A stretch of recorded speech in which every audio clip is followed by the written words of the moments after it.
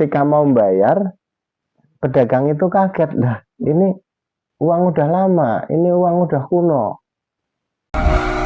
Sallallahu ala Muhammad. Assalamualaikum warahmatullahi wabarakatuh. Jumpa lagi bersama kami di Tia Channel. Apabila video-video yang kami sajikan ada manfaatnya, mohon dukungannya untuk tekan tombol subscribe, like, ataupun share. Insya Allah akan dicatat sebagai amalan kebaikan. Terima kasih. Assalamualaikum warahmatullahi wabarakatuh. Alhamdulillahirrabbilalamin. Wassalatu wassalamu ala asrofil anbiya'i wal mursalin wa ala alihi wa sahbihi ajma'in. Rabbi shrah sadri wa yassir li amri wahlul 'uqdatam min lisani yafqahu qawli, amma ba'du. Di malam sebelumnya Bapak telah menceritakan tentang kisah nabi-nabi, diantaranya itu tentang kisah Nabi Yusuf, yang akhirnya kemudian Nabi Yusuf mengajak saudara-saudaranya dan orang tuanya, yaitu Nabi Yakub, untuk tinggal di negeri Mesir. Yang kemudian anak dari Nabi Yakub ini, yang dari keturunannya ini, yang disebut adalah kaum Bani Israel. Kemudian dilanjut di kisah Nabi Musa, di mana kaum Bani Israel ini kemudian ditindas oleh Raja Mesir, yaitu Ramses II, yang kemudian Nabi Musa mengajak kaum Bani Israel menyeberangi laut yang airnya sampai ke Baitul Maqdis atau Palestina. Nah, yang di malam ini Bapak mau menceritakan tentang kisah Ashabul Kahfi, yaitu kisah 7 orang pemuda yang berdakwah. Tapi kisah ini disambungkan ke malam kemarin, yaitu tentang sampainya kaum Bani Israel di negeri Palestina.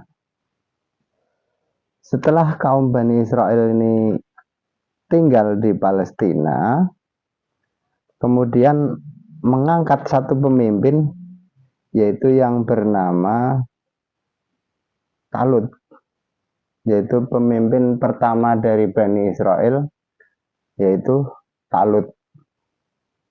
Kemudian dilanjut kepada kepemimpinan yang kedua, yaitu Nabi Daud. Setelah Talut, kemudian Nabi Daud itu masih kecil. Di saat itu ada raja yang dolim, namanya Jalut. Nah, Nabi Daud ini membunuh Jalut dengan ketapel. Kena matanya, akhirnya meninggal. Nah, Nabi Daud ini diangkat menjadi raja. Setelah Nabi Daud menjadi raja, kemudian dilanjutkan ke keturunannya, yaitu Nabi Sulaiman. Anaknya Nabi Daud itu Nabi Sulaiman. Nabi Sulaiman menjadi raja. Setelah Raja Nabi Sulaiman itu wafat, keturunannya nggak ada yang melanjutkan jadi pemimpin. Kemudian muncul pemimpin yang dolim, yang kejam, yang kemudian menyuruh manusia untuk menyembah berhala, menyembah patung, menyembah dewa-dewa. Kalau ada yang nggak mau menyembah berhala itu, ada yang dibunuh, ada yang dipotong lehernya, dipenggal. Nah, raja ini pertama Dikianus setelah Nabi Sulaiman. Jadi Raja Dikianus ini mengajak masyarakatnya untuk menyembah patung-patung atau dewa-dewa, berhala lah. Tidak mengajarkan untuk menyembah Allah Subhanahu wa Ta'ala. Tapi ada 7 orang pemuda yang masih berdakwah. 7 orang pemuda itu berdakwah, mengajak manusia untuk menyembah Allah, yaitu Tuhan yang Maha Esa.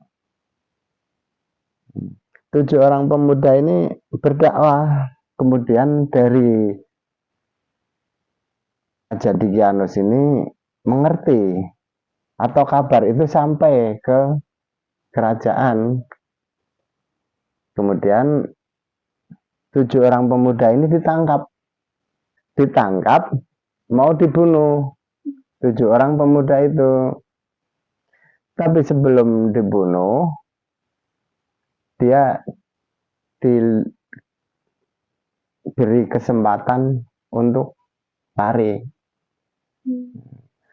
Jadi sebelum dibunuh, dia diberi kesempatan untuk lari, untuk dikejar sama prajuritnya. Nanti setelah ketangkap, nanti baru dibunuh.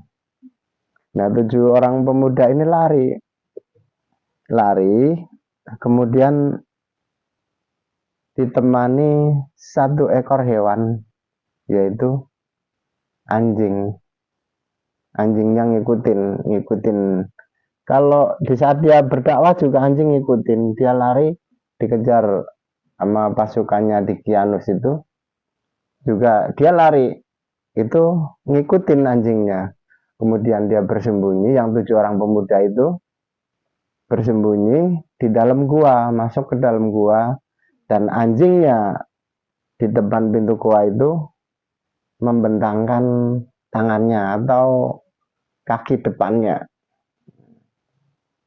Nah, prajurit-prajurit itu enggak melihat atas izin Allah, dia enggak melihat kalau dia bersembunyi di dalam gua.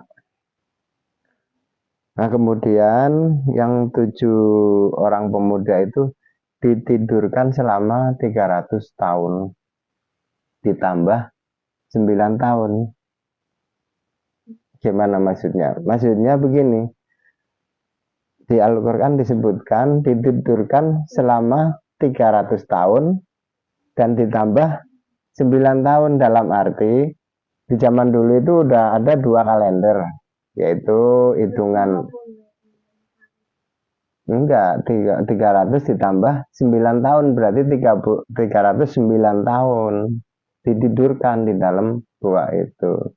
Dalam arti di zaman dulu itu juga udah ada kalender Syamsiah atau kalender yang dihitung dari perputaran matahari, yang kalau dihitung dari kalender itu jumlahnya 300 tahun. Tapi kalau dihitung dari yang ngikutin perputaran bulan itu menjadi lebih 309 tahun. Setelah ditidurkan selama 300 tahun, kemudian dibangunkan, Allah membangunkan. Di antara mereka terasa perutnya lapar. Perutnya lapar, akhirnya salah satu di antara mereka keluar dengan membawa uang perak dengan tujuan mau beli makanan. Pergi ke kota, kemudian mau beli makanan, mau dibawa pulang buat makan dia gitu. Setelah sampai di kota, kemudian bertemu sama pedagang dan membeli makanan. Ini uang udah 300 tahun yang lalu. Ternyata dia tidur di gua itu sudah lama. Pedagang itu nanya lagi, ini uang dari mana? Akhirnya kemudian pemuda itu menceritakan tentang dirinya bahwa dulu berdakwah, kemudian mau dibunuh sama Raja Dicyanus, yang akhirnya bersembunyi di dalam gua. Nah, pedagang ini berkata, itu dulu, kalau sekarang rajanya udah berganti menjadi muslim karena udah lama.